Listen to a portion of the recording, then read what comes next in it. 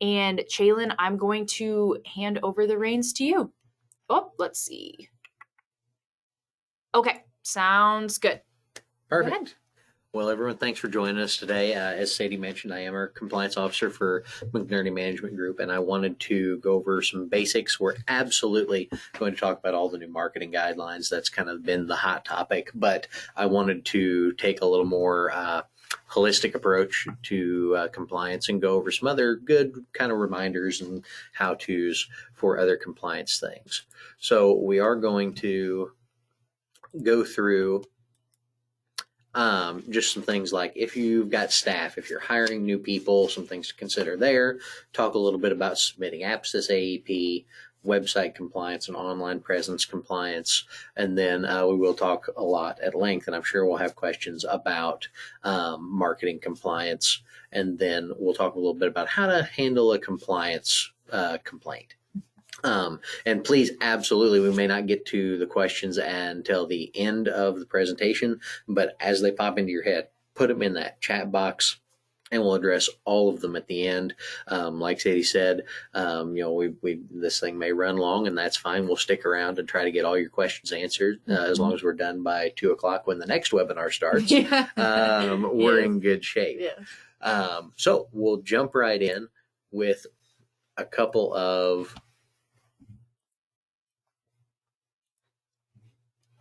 Come on now. There we go. A couple of things about hiring and staff. So when you're first looking at hiring staff, there's a number of things that you kind of need to do and need to pay attention to. One of the biggest ones, of course, is, do a background check. Make sure you know who you're hiring. Make sure that any kind of red flags that may pop up there. And then the biggest thing, even beyond say a criminal background check, is all employees that are going to handle any Medicare Advantage or Part D, information, policies, submitting things, you are going to have to screen them prior to hire and monthly thereafter against the Office of Inspector General and General Services Agency exclusion list. There's some really great resources to do that. You can try to do it manually through those government websites. I don't recommend that. But there's a tool we use called Verify Comply, just verifycomply.com, and it will allow you to do those screenings. If you're screening less than, say, 10 people every month, it's probably a really good solution. And there's several others out there as well. But some other things to consider when you're looking at hiring staff are things like an employee handbook, what training you're going to require of them above and beyond the legal minimums, and then whether or not you're going to get them licensed. And a lot of that will depend on their job duties and what things you want them to handle around the office. But a reminder on the training side, they are going to have that fraud, waste, and abuse training within 90 days of being hired and annually thereafter. So keep an eye out for that. It's really easy. You can get that FWA training, fraud, waste, and abuse on CMS's website. It's a great little click-through course. They'll print off a certificate at the end, and you'll keep that on file for 10 years. Again, employee handbook, super valuable. It's going to go through, day-to-day things like when and how time off can be taken. It's going to go through conflict resolution, prohibited practices at work, your drug policy, things like that. Super, super valuable. Even if it's your first employee, don't underestimate how much value that brings to it. We've actually got a great white paper that's, I think it's 11 policies every business owner should have that goes through things like employee handbook and things like that. I'm sure we can link to that somewhere. Absolutely, yes. So some resources, like I mentioned, we want to use Verify Comply. The link to the CMS training for fraud, waste, and abuse is right there as well. So when you get the post email, you'll have those resources right there in front of you. And another thing to consider is what happens if somebody leaves, especially here around AEP. There's always every year, fail none. someone always quits right before AEP. Yes, yeah. And we already talked a little bit about the employee handbook, so we'll kind of scroll through that really quickly. But at the end of the day, a lot of it is not just about setting expectations, but it's about kind of protecting you from a legal perspective by just regularly following that policy and procedure, auditing it, updating it, and just setting those guideposts for your employee. Really, really good tool. But again, want to look at what happens if someone leaves. And whether you fire someone, whether they leave for another job, leave for whatever reason, there's definitely some things to consider. And it all has to do with your security. One of the biggest things I highly recommend to folks, and this actually starts way back in the hiring process, and even if you're a solo agent, look into some kind of password management system. Mm-hmm. We use LastPass. There's other, lockbox type things out there that you can use to manage your passwords. 100% recommend one of those. It's a critical part of our day-to-day operations. If somebody leaves, Absolutely. we don't have to scramble to change every password. Mm-hmm. It makes it a lot easier because you can then allow that admin person or that downline staff access to some of your carrier websites and your portals and your CRM without having to actually share the password with them. Yes, So exactly. it just makes it so much easier. Mm-hmm. Because that's really the biggest problem. As soon as someone leaves, for whatever reason, you're going to want to lock down access. Mm-hmm. We don't want them accessing any information that they shouldn't. Once they're out of your employ, we need to make every effort to protect and secure that, PHI, PII, Mm-hmm. make sure that we're protecting our property. Maybe they have a company laptop or other company equipment that they need to turn in. You want to make sure that you've got systems set up and talk to your IT consultant, whoever you use for IT services, about how you can do that. If your employees or staff have company laptops or computers that they maybe work from home, work remotely, the best thing you can do is have a way to turn that into a brick. If they're Mm-hmm. not that I ever want anyone to have a bad firing or hiring experience, but as the business owner, it's up to you to protect all this data, and you really need to be able to. Mm-hmm. Something else that comes up quite often is make sure you notify your upline. If you've got a long time or even a short time staff person that is commonly calling carriers, calling your upline for assistance and support help and checking on apps and getting information, make sure your upline knows they don't work for you anymore. The last thing we want is someone calling in like they do once or twice a week, Mm-hmm. asking a totally normal question, and then an hour later we find out that we shouldn't have told them that because they quit last week. Absolutely. And that has been a problem in the past. I mean, it's a major concern of mine that we get notified in time. That's interesting. That is one of those things that I don't think I would have ever thought about. Mm-hmm. And definitely not realizing how much of a threat it could be. Mm-hmm. So that's really good point. Absolutely. Really good point. And it all depends on what you have your admin do. I mean, we have folks that, if your admin calls in, it all depends on the relationship that we have with you, your office, and that admin staff. If you, for the past 5 years, have had your admin person handling your commissions and they send us an form to update your EFT info, Mm-hmm. and you haven't told us that they actually quit last week, Mm-hmm. that's a big problem. Absolutely. So make sure you're notifying us just anytime there are staff changes, not just when someone leaves, but when someone joins, because we've got a ton of great training available to get them up to speed. Absolutely. And then kind of the last one, and I know I get some pushback on this one occasionally, is if this person was contracted, whether it was a downline or an agent, terminate those contracts. If it's a downline agent and they're going on to work on their own or work for someone else, of course you can offer them releases, but don't try to hold them hostage. I know a lot of folks will just let a contract hang out as a way of kind of using it as a non-compete function. Sure. It's just really not a good idea, because here's the deal. If they're still contracted under you, if they're still covered on your E&O, or not covered on your E&O, you're still going to be responsible for a lot of their activity, especially if the person was set up as an LOA. Absolutely. So just terminate those contracts, let everyone get on with their life. It's a lot safer from a compliance standpoint, and just causes you a lot less headache down the line. Yeah, absolutely. Real quick notes on application submissions. This one shouldn't take too long because I've only got one slide on it, I think. But of course, highly recommend e-apps, highly recommend tools like Medicare Center. Definitely think those are the way to go. But in general, if you are going to use paper applications, try to get those in within 24 hours. The CMS guideline is 48. Some carriers are a little stricter on that, but especially if you're submitting them to us or to your upline to scrub and process, that 24-hour rules is going to make sure we have time to scrub things, process them, get them sent on to the carrier. Absolutely.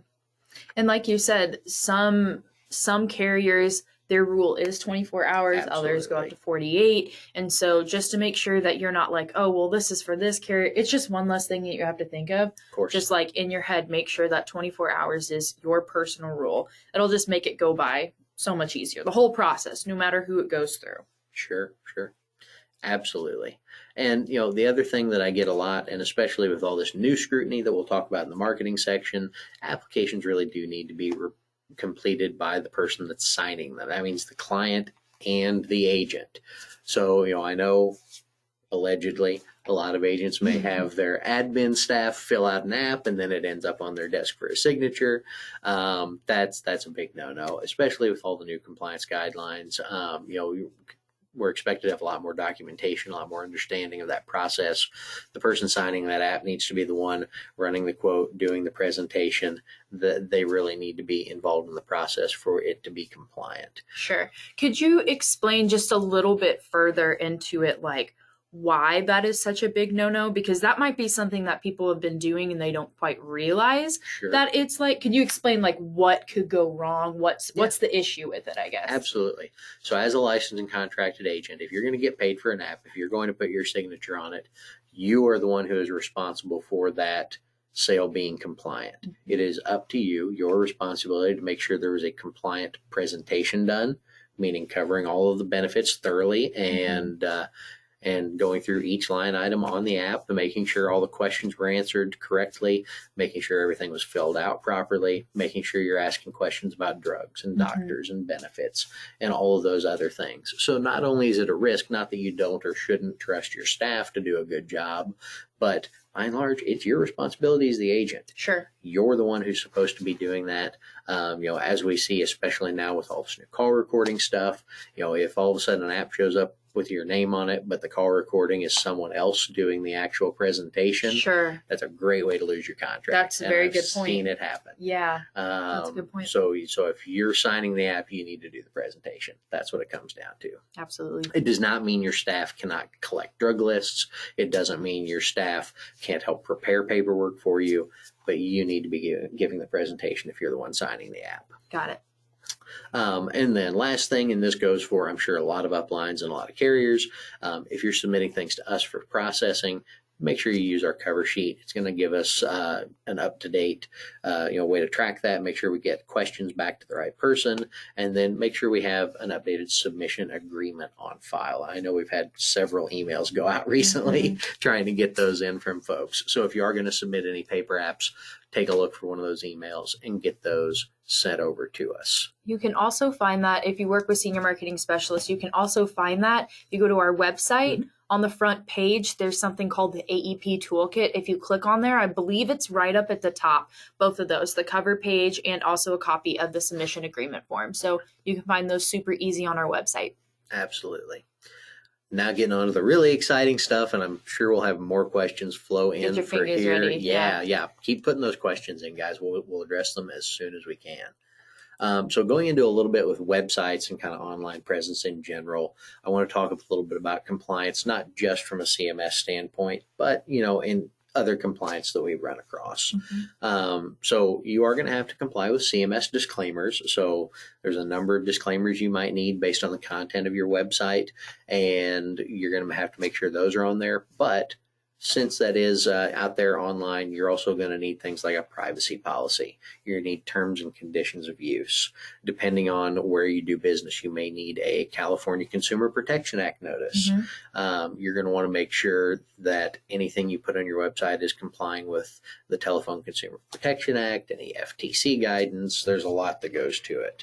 But the biggest thing I think a lot of people skip over, if your website contains any content that could be considered marketing, and the easiest way to find out is submit that to us for review.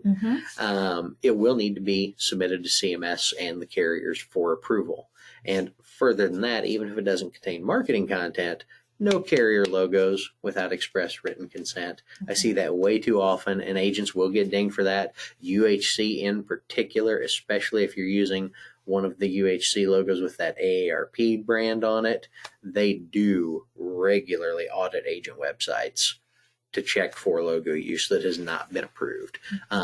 So make sure you've got that express written consent, and it is on a per instance basis.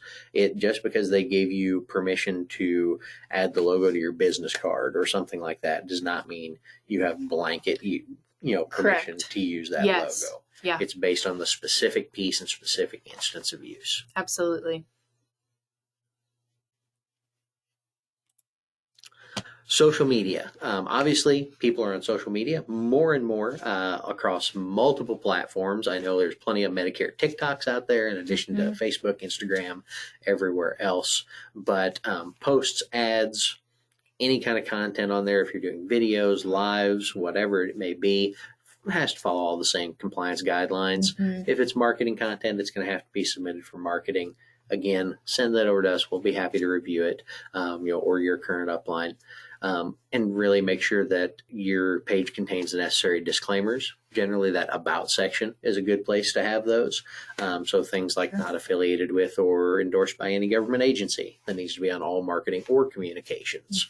And then make sure you're, depending on what you're doing in Messenger, so like if you're using Facebook Messenger or Instagram DM, something like that, depending on what you're conveying in those messages, may need some disclaimers in there as well. But the big thing is be really, really cautious. And when I say cautious, I mean do not do it. Don't share PII or PHI over social media. People should not be giving you their Medicare number through Facebook Messenger. It's a great time to hop on the phone, get an email going, get someone in the office. Sure. And more importantly, just in keeping with, again, Telephone Consumer Protection Act and other federal communications guidelines, don't go cold DMing people. Right. You're not sliding into people's DMs trying to sell them med sup. Right. We do have to have that consent to contact, whether it's Facebook, whether it's a phone call, whether it's any form of communication. So don't just be hopping in there trying to drum up business. Make sure that someone else, the client, is reaching out to you first, or that you have a specific opt-in. Yes, absolutely. On to marketing, and again, keep those questions coming. We'll be happy to answer as many as we can. Obviously, been a lot of changes this year, and I think a lot of just additions this year that people maybe weren't familiar with. A lot of times agents have not really had to deal with creating their own marketing in the strictest sense.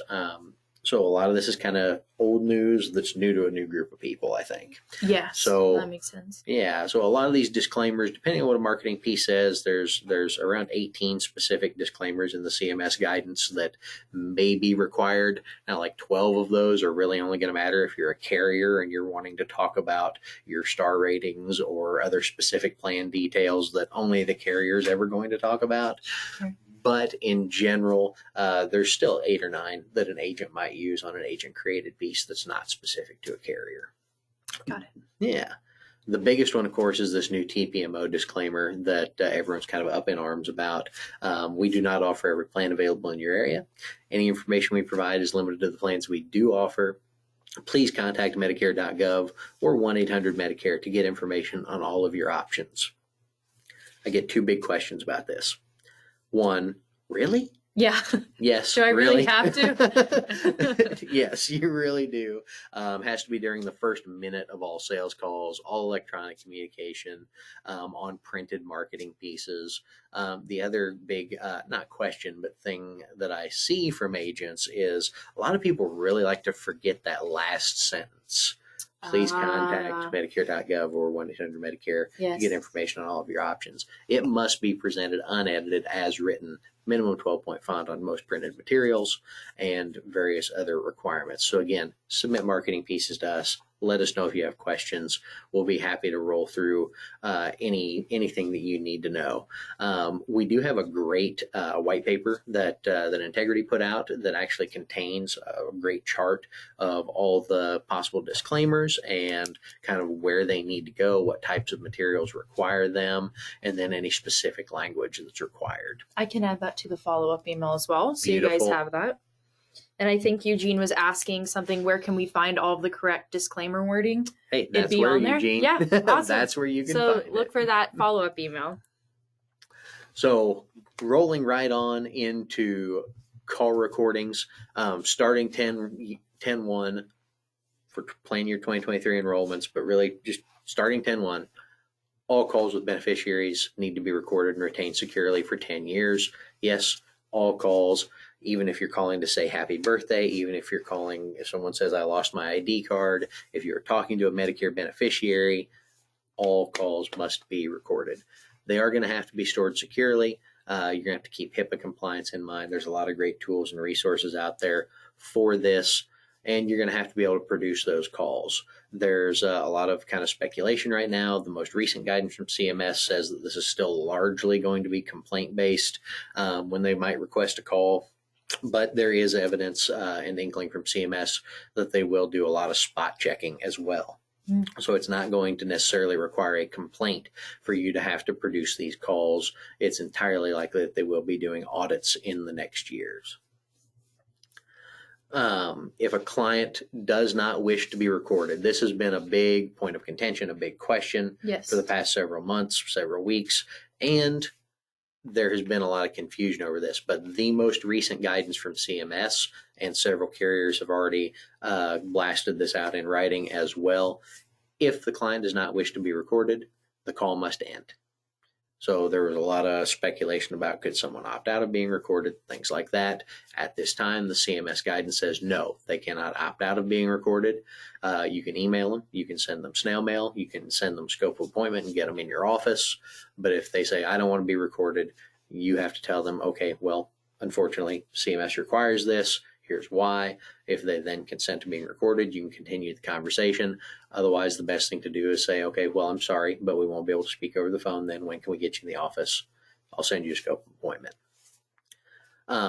Zoom calls or other types of video calls, if you're using some kind of video system, there's a lot of speculation on this one, and there's not a ton of consensus. Some carriers are playing that different ways, but there are several carriers who have explicitly said these do need to be recorded.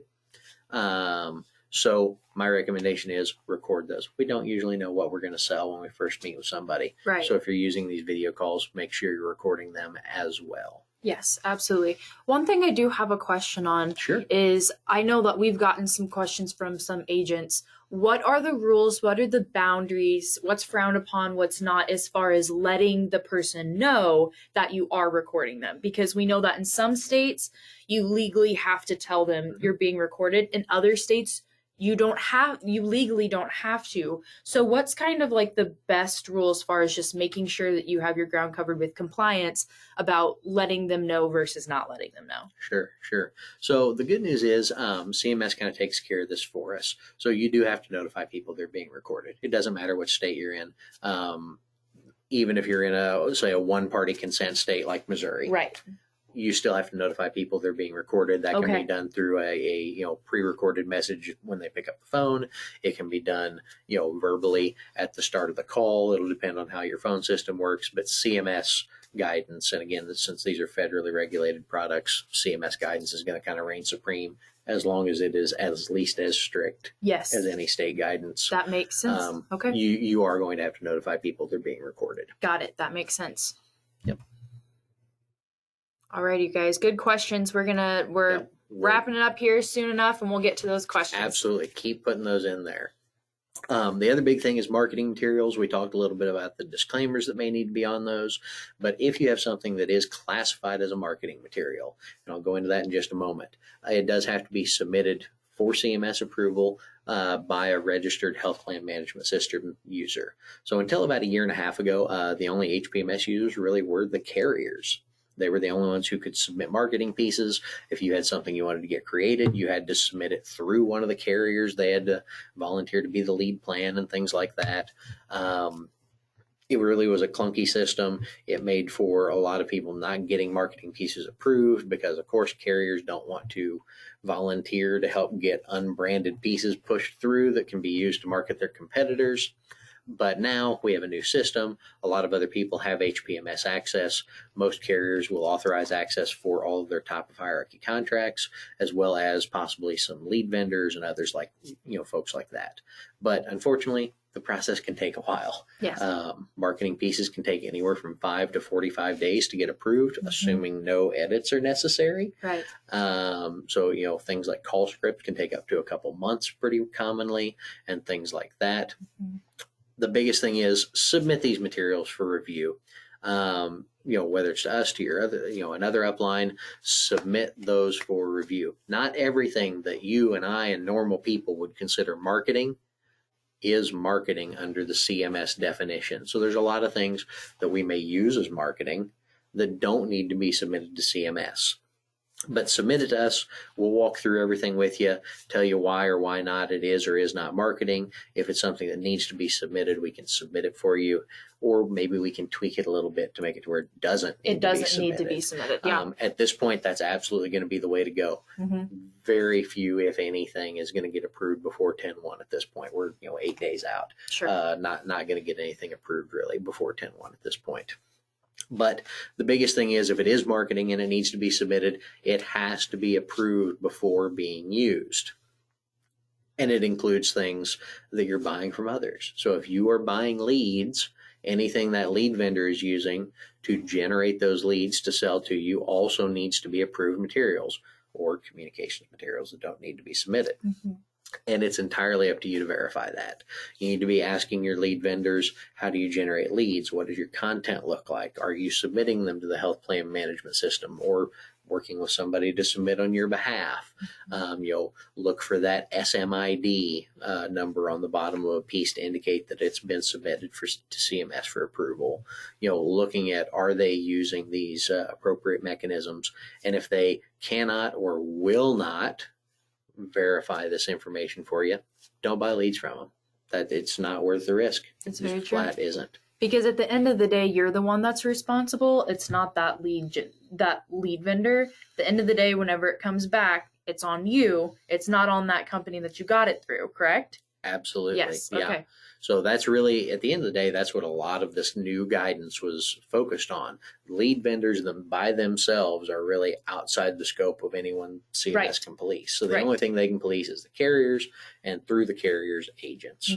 So it's all going to come down on you. You have to make sure that you're buying compliant ads. And Laura, I absolutely agree. It is, I shudder to think that we're 8 days away from all this craziness, and didn't really need that heart attack myself, but I'm right there with you. 8 days does not sound like a lot. But again, keep an eye on all that. Work with your lead vendors. There are a lot of great vendors out there that are going through this process that are happy to show you the information you need, and recommend, if you haven't yet, check out Lead Center. So through Medicare Center, they've got that vendor portal there where you can look at compliant leads and get an idea of what's going on. Absolutely.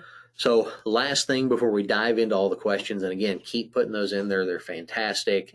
Just talk a little bit about handling compliance issues, starting with complaints. And again, this is going to be the primary enforcement mechanism. So a carrier gets a complaint from CMS, clients called in, they've had a complaint. Maybe it wasn't really a complaint, but at the end of the day, if the phone's ringing, CMS isn't happy. That's kind of the way they look at it. Sure. But they will request that the carrier open an investigation. You, as the writing agent, you're going to get a request for agent response or an RFI, request for information. Every carrier calls it something a little different. But you're going to have to put together the story. That means sending in call recordings, sending in lead cards or permission to contacts, sending in, if they filled out an online form, I hope you have the JRNIA playback or trusted form certification for that. Making sure that every piece of documentation is getting sent over to the carrier. You're probably going to have some questions to answer about how did you meet this person? Did Right. they, a really big thing. And here's why. The number one complaint right now with Medicare is I did not know or did not want to change plans. Some form of, yes, I had this phone call, but I did not realize it was going to lead to me changing plans. Yeah. So a big talking point right now, a big question to expect to ask if you ever get a complaint is, what did you ask any questions? Was there anything you did to like determine if this person seemed like they might need help making decisions? Yes. Did they have a power of attorney? Did they talk about their kids helping them? Did you ask any questions to see if that was the case? Yes. So that's a big call out to agents this year. If you're working with folks over the phone that you're not familiar with, or even current clients that are getting up there in years, if you can, it's never a bad idea to get the kids involved. It really isn't. It's Right, a great just one way more for person. retention. Yeah. It's a great, so many great opportunities there. But make sure that if you're working with someone, especially a new client, if they need help making decisions, get that person in the room or on the phone. Well, and I think one positive that we can look at these call recordings is, yes, they can be kind of frustrating that we're having to go through this process, all this sort of stuff. It's kind of last minute. But whenever it comes down to like, if there's a complaint that happens to you, which by the way, complaints happen against even the best of agents. Complaints just happen. If you've been in the business, you're going to get a complaint somewhere, somehow. It just happens sometimes. So being able to have that call recording that you can just submit, like that plays in your favor if you're doing things right. So that is, and it's, quote unquote, an easier way to prove. Literally can't prove any better than that, than having the actual word for word what happened. So that is one kind of ray of sunshine on having to record calls and all that sort of stuff. Absolutely. It's going to play in your favor if you're doing things the way that you should be. Yep, absolutely. Basically, once you've submitted all that information, the carrier is going to review everything. They may have follow-up questions, but they're going to kind of determine, was there any wrongdoing? I can tell you from experience, the vast majority of complaints come back as something along the lines of unsubstantiated, inconclusive. Basically, we couldn't tell for sure that you did anything wrong, so we're just going to call it done. Yeah. But that said, even for an inconclusive case, you're probably going to face some kind of remedial action, training, coaching calls, things like that. And you may even face up to and including termination if it's something particularly egregious or repeated violations. Mm-hmm. The other thing to remember is and all the more reason to do business the right way. Definitely want to answer everything completely, promptly, truthfully, but don't call the complaint about the complaint. Obviously, if they call in, need help with servicing, anything like that, and if you ever get a complaint, it's going to say that right on top of the notice. Do not contact the client regarding this complaint. Mm-hmm. So keep an eye on that. But otherwise, it's really, I tell folks all the time, it's an administrative process. That's all it is. Mm-hmm. CMS says, here's a complaint. The carrier has to go through a certain set of steps to resolve that complaint. And like I said, for most non-egregious, non-fraudulent things, like maybe you forgot to describe the cost of a certain drug in the donut hole or some other, what they might call an agent policy violation like that. Yeah. It's probably going to result in some coaching, maybe a questionnaire you have to fill out, some additional training, something along those lines. Let's see. If you do your job, you will eventually have a complaint. Yep, absolutely. The current run rate with CMS is something like 3 complaints per 1,000, which is about double what they would like it to be. But, basically for every 1,000 clients, 3 of those are generating complaints. That's the right now numbers, mm-hmm. roughly. Obviously, that's a different carrier to carrier, but that's just law of large numbers, and they never find in favor of the agent for complaints. I disagree with that, Pam. I've seen several agents be completely cleared of any wrongdoing in a number of complaints, and again, those call recordings help a lot mm-hmm. in clearing the name of that agent. I've seen a lot of complaints come back as a completely unsubstantiated, and the agent has no action to take after that complaint. But again, call recordings have been a key factor in every one of those cases I can remember, because otherwise you've got about 36 questions they're going to ask you, and you're just going to have to kind of build a narrative of what happened with that client. Mm-hmm. So last one before we dive into all these questions is just talking a little bit about carrier audits, particularly if you are a larger agency, if you have a downline. Carriers do occasionally request audits or attestations from a percentage of agencies every year, and they may require us, some of their top level partners, to do similar audits on occasion with our downlines. But generally, they're going to ask about things like your policies and procedures. It may audit your exclusion checks, look at data security, some other provisions that are a part of your contract. But the biggest thing to remember is reach out for help. We're here to help. We can help you with a lot of those things. If you haven't set up your policies and procedures, if you don't know how to do exclusion checks, if you don't understand any of these aspects, we've got tons and tons of resources to help you get ready for something like this. Answer all the questions and provide the necessary documentation.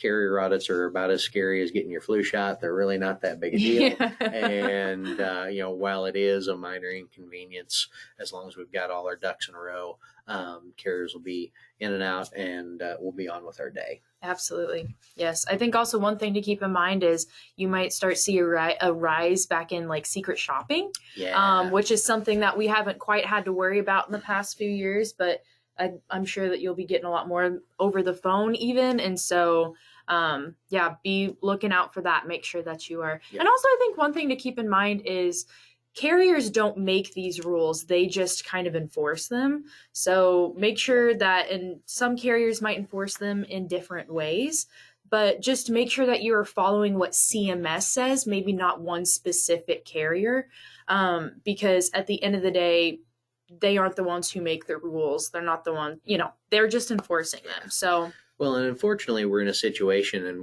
there's a couple questions about that, so we'll get into that. And in fact, let's jump right into that, because that's a good segue into the question section. And Michael actually started us off with a really good question about, will every company have kind of different rules and regulations? And the answer is not necessarily. Everyone's still following the same baseline CMS guidance. Now, what some carriers might do, and this is, within their purview, they're always allowed to be more strict than CMS. Just like you see some carriers have a 24-hour app submission rule instead of the CMS 48, and things like that. And, carriers that handle certifications in vastly different ways. Some like, say, Humana, that only require you to do AHIP and click through some slides, but no additional testing, whereas others have, a gamut of additional testing that you have to run through. So you definitely may see some carriers come in a little more strict than the CMS-based guidelines. And unfortunately, since, again, we don't necessarily know what carrier we're going to sell when we start a conversation with a prospect, we kind of have to play to the strictest set of rules. So back to the Zoom recordings, the Zoom calls. If you're doing those video calls, it's kind of split right now. Several carriers are saying those don't need to be recorded. Some carriers are saying you need to strip out the audio file and save that part. Some folks are saying you need to save everything. So unfortunately, I would just go ahead and save the entire Zoom call. We're going to play to that strictest set of rules. Yeah, that makes sense. And then we already answered that one. James is asking, is cold calling straight up illicit or just highly frowned upon? That is a fantastic question, James. Cold calling for Medicare Advantage and Part D plans is 100% illicit and not permitted under any circumstances. You can call if you have a specific opt-in or business relationship with that existing client. And what a lot of people do to try to get around the rules is, call on dental, vision, and hearing, hospital indemnity, cancer plans, or call for med sups, things like that, and try to kind of get around the cold calling regulations that way. I really can't recommend highly enough to not do that. This is my personal opinion. There's a lot of folks who still do cold call and may do a good job of staying on the right side of the law, but you get dangerously close to bait and switch tactics, especially, if you're calling rural Wyoming where like 70% of people still have a med sup, sure, go for it. But if you're in any other, if you're here in Missouri where like 43% of people have a Medicare Advantage plan, it's a real tough call to say you're not going to run into some folks that are going to put that over the line. And if there's ever a complaint and you have to show how you generated that lead and your answer is a cold call, it's going to bite you. And that's the thing to look out for. Alrighty. Let's see here. Does Medicare TPMO disclaimer have to be on email or texts? Yes. So it is that those would both be electronic communication. So it does need to go in the footer of your email. And it would be, and the thing to remember is sales communication. So sales calls is when it needs to be used. The TPMO disclaimer, we do not offer all plans, does not have to be on every call, just on sales calls. I recommend still on your email, just putting it in your footer. It's easier than forgetting it. And then on texts, it would need to be on any sales texts. So send it out before you're, say, sending a scope of appointment or sending a quote or something like that, maybe. And I think along those lines, I'll just skip down here. Do emails have to be saved for 10 years? Yep, absolutely. So the 10-year rule has gotten a lot of scrutiny from agents and questions, and it really comes from the baseline rule from CMS that all materials relating to an enrollment need to be saved for 10 years. So that would include any sales emails. And then since this has been expanded a little bit with this new CMS term, the chain of enrollment, we do need to save any of those client emails for 10 years as well. And moving back up, Pam, count on carriers to audit those calls. Yes, I do expect them to be auditing a little more than they used to. And Tracy is asking, so is it all calls, not just sales calls, that need to be kept? Yes, every call with a beneficiary. If you're a multi-line agent and you're calling a Medicare beneficiary about their auto and home insurance, and you are also licensed to sell Medicare Advantage and Part D, at the end of the day, you're going to have to keep them. I know it's a pain, and I know it's weird, and I know it doesn't necessarily make a ton of sense, but that's the way the statute is written. And it's also kind of been, that's another thing that you hear different from everyone. Well, is it just this? Is it just this? If this just is. So it has been a little bit confusing, but what we're saying is at the end of the day, record every single call that you have with a beneficiary. Like you said earlier, even if you call to wish them happy birthday, even whatever it is, just make sure you're recording all of those calls with beneficiaries. Absolutely. And Michael is asking, do texts need to be saved? Again, anything related to an enrollment. So yes, you do want to do that. As far as how, I would maybe reach out to your phone provider to see if there's a way to download those or get some kind of report. Alternately, you could screenshot those, download them as a text file possibly. You may just have to play around with your phone a little bit and see what is going to be possible there. Let's see, Scott's asking, theoretically, if I get a call and the lead immediately tells me that they only want a Medigap plan, no PDP or Med Advantage, does the disclaimer need to be read? I don't really think that's ever going to happen, Scott. You're welcome to play that dangerous game if you want. But again, if you're an agent and you're licensed and contracted to offer those plans, I would still really recommend setting that up. If you have someone who truly only wants a Medigap plan and they state that up front, then in theory, no, you wouldn't need that disclaimer. But they would have to be saying that within the first minute of that call for you to know that. I really don't think that's a situation you're going to run into. And I would not be coaching your clients or prospects to tell you such a thing to avoid saying the disclaimer. We already addressed emails. I'm guessing if the client sends emails about Medicare policies, just save the emails and print for the record. Leslie, I really don't recommend printing them. Invest in some secure electronic storage. That's a lot of paper to be carrying around for 10 years, and it's a major security risk. Those paper files can be stolen. If that's your only copy, they could, burn up in an office fire or get lost or water damaged or any number of things. A paper backup for certain things may be useful, but invest in some high quality, secure, cloud-based or local storage. That's going to be a much better idea. What about like if you have like if you have kind of like a beefier CRM, one of the more, ones that hold a lot more information, do you think that would be something that they could store in, or do you think saving them in more cloud-based sort of thing? So I still recommend some cloud-based storage. One, then you don't have to try to download everything if you ever change CRMs. That's true. And also there's a lot of CRMs that will allow you to attach documents. My long-term concern for the industry is when the CRM companies were creating and pricing their product, they were not anticipating storing 10 years of phone calls. Yeah. So if you're going to start using your CRM to store all of those calls, my concern is that a lot of people may do that, and it's a perfectly valid thing, but I would really expect those costs to go up in the near future because they're going to be spending a lot more on storage capacity. Yes, that makes sense. Let's see, where were we? So Dane is asking, so if I run a generic ad in a newspaper, I am supposed to pay for additional ad space to add these ridiculous disclaimers. If it is something classified as marketing, yes, absolutely. You are required to have those disclaimers, and don't want to be running afoul of the regulations on this one. So you're going to have to shrink the ad, pay for additional space, as you mentioned, whatever we need to do to fit those disclaimers in there. But again, reach out to us if you're running something, send it over. We can look through it, tell you if it's going to need to be sent off to be approved, if it's communications and doesn't need to be approved, or hopefully help you get it down to where it does not need to be sent off for approval. Does it need, in a newspaper, it technically has to be 12-point font, though? Yeah, so it would really need to be 12-point font for most of those disclaimers. Which you can only control so much, but technically It's supposed to be 12-point font, right? Yep, okay. that is the guideline.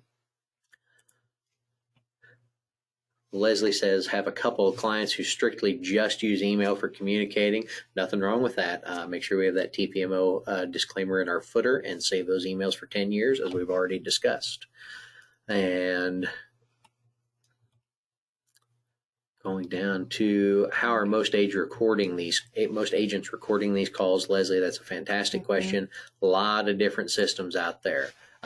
This afternoon at 2 p.m., we have a great webinar going over the capabilities of Medicare Center. So I know Olivia is going to be going over all of that. Are you going to be on that one, Sadie? I won't be on. Okay. I mean, I will be watching it, but I won't be talking on it. Yeah. Yeah. So Olivia is going to go over Medicare Center and its call recording capability, which I think is going to be a really great fit for certain agents. There's a lot of other options out there as well, like a voice over IP phone system. For example, we use Ring Central in our office. There's Grasshopper, 8x8, GoToConnect, millions of other internet-based phone systems that should all have that call recording capability. And then what I recommend to folks is call whoever your current phone provider is, start there, see if it's something they can turn on. There are a lot of third-party apps for cell phones that you can possibly use to record calls. The only concern there gets into some security concerns. How secure are they? Things like that. But lots of great options out there for those recording. Absolutely. Leslie, I will say from the SMS standpoint over here, he's kind of more compliance officer. I'll take more of the SMS hat here. We are seeing a lot of agents utilize that Medicare Center call recording, mainly because if you're using it, it can connect you can tie those phone calls and put them straight into your CRM, connect them to an actual contact. There's a lot of pros. We're seeing a lot of people use that. So like we said, sign up for that webinar that's here this afternoon and kind of figure out if maybe that's a good option for you. But we're seeing a lot of agents kind of hang on to that as their life jacket for this AEP. Yep. And Pam asked, if you ask if they're a secret shopper, don't they have to disclose that they are, if they are? Nope, cops can lie to you. CMS employees can too. Really, at the end of the day, the most likely thing is going to be carriers doing this. Secret shopping used to be really expensive because you had to find someone who looked like a senior and you had to send them out to a seminar or to someone's office or something like that. Yeah. Well, now we can set up a call center in Nebraska and just call 800 numbers all day until we get connected with agents and secret shop that way. So I think that's one of the big reasons I foresee that secret shopping may become a thing again. Yeah. Doesn't mean for sure that it will, but it is possible. Michelle's asking, any possibility I can see the first few screens of this webinar? Had trouble getting in at first. Yep, so that recording will go out in the post email, so you'll be able to kind of rewatch this and catch anything you missed, and of course reach out with questions. Follow up on cold calling.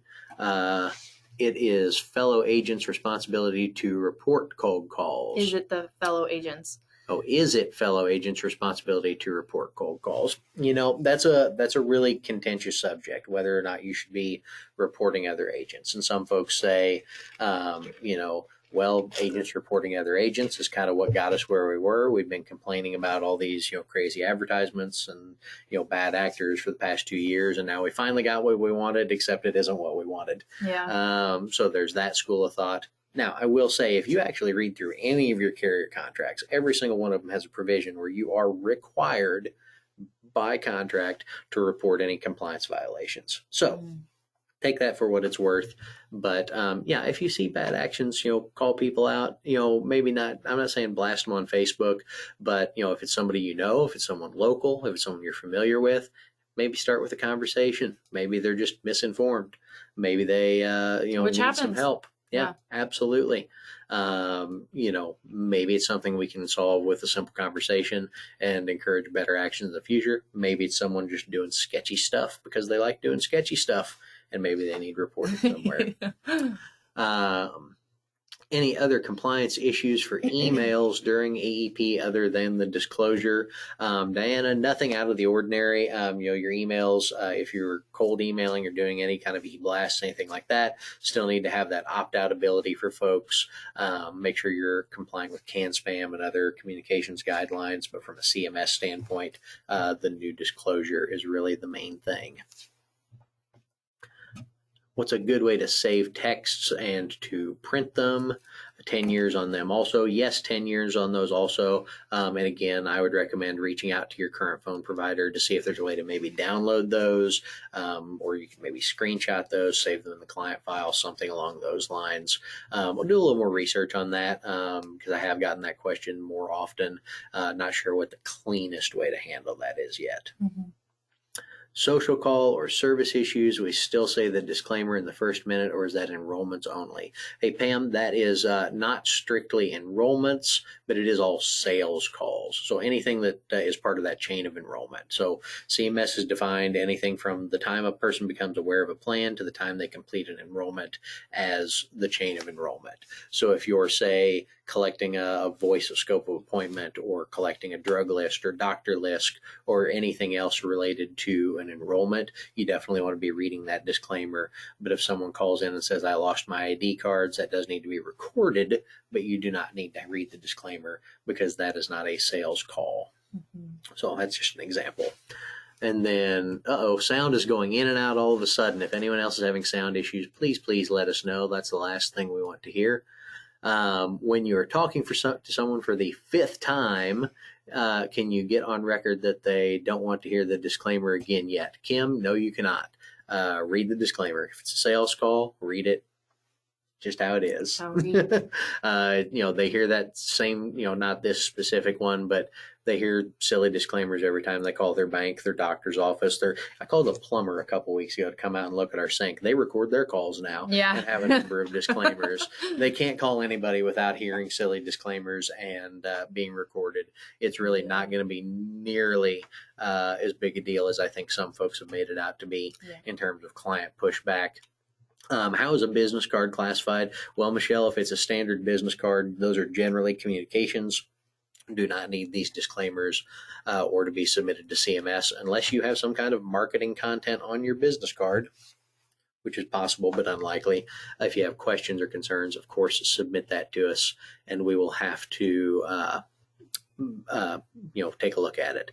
Will 12-point font be added to the Medicare commercials? Michael, that applies to print material only. Television commercials are explicitly exempt from the 12-point font rule. For online content, the standard is that it will be, submitted or coded to be 12 font with the understanding that it may display differently depending on screen size, resolution, things like that. Will a business card printed in a newspaper require a disclosure?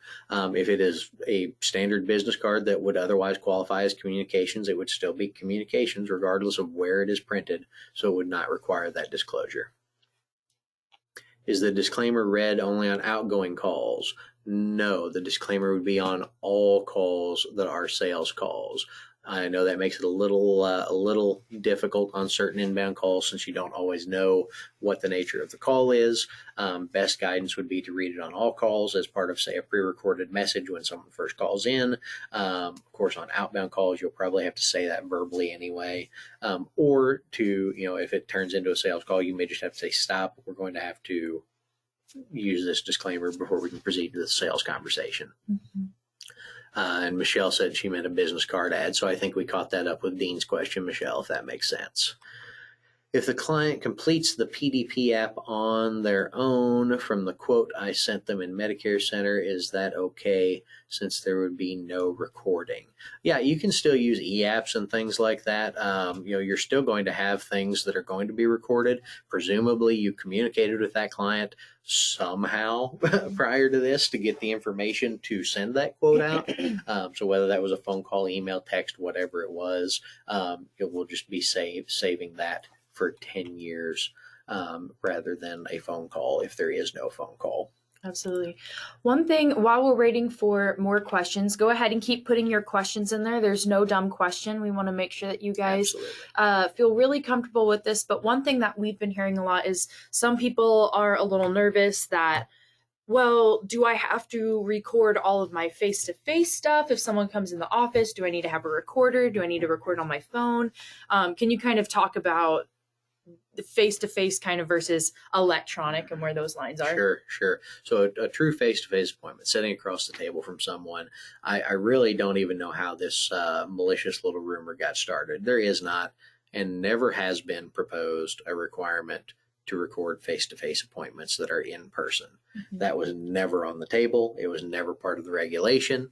I think it came from some maybe misinterpretation or some folks jumping the gun to try to be the first person out there with all this new info. Yeah. And that was never a requirement. It just wasn't. It was never even proposed to be a requirement to record face-to-face interactions. So not a requirement to record folks when they come into your office. Pam says they've made a checklist to have the client sign, which includes the disclaimer that will be scanned to their file. Definitely not a bad idea. Again, the disclaimer is technically not required for in-person appointments, but doesn't hurt. If anything, that kind of CYA type form, policy plan review, meeting review mm-hmm. form is always a great thing to have on file regardless. And having that disclaimer on there is just another added little bonus. Mm-hmm. What else? Anything else, guys? Well, we've had a lot of good questions. We'll be here for just a couple more minutes just to make sure that we kind of tie up all these loose ends.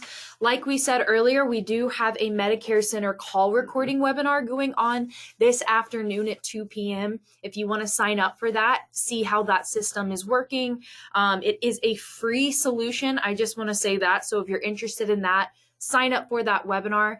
It will be at 2 p.m. Central Time. Olivia will be running that. So you can sign up for that on our website, smsteam.net, on the events page. It looks like we have a few more questions here. We sure do. Eugene's asking if we are sending a letter to our current clients to request an updated list of their prescriptions and all forms of doctors that they use. Are we allowed to advise them about the phone recording? Yeah, absolutely. You can notify them that this is a new CMS requirement and they can expect some changes. Highly recommend that. Mm-hmm. Expect some new things this year. There's going to be a new disclaimer I have to read. There's going to be these call recordings. Let them know what to expect. Again, I don't think people are going to make it as big a deal as a lot of agents think it's going to be. But yeah, absolutely let them know ahead of time, just so that it's not a shock or a surprise. Yeah. And Leslie is asking, what if the office you work at sells commercial home, auto, not just Medicare? How would we know to record? Again, all calls with Medicare beneficiaries. That does make it a little sticky, especially if there's multiple agents and you don't always know who's recording things. In most offices like that, I'm guessing the phone probably rings to kind of a receptionist or a main line first, and then folks get routed where they need to go. If that is the case, definitely want to make sure that we are recording that initial phone call to the front desk.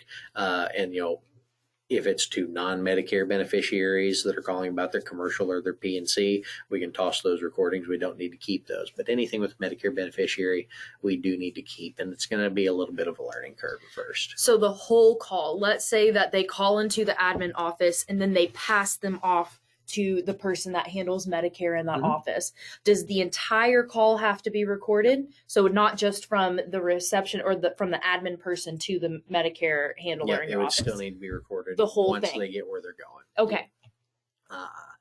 You have a sample AEP letter asking for drugs and providers.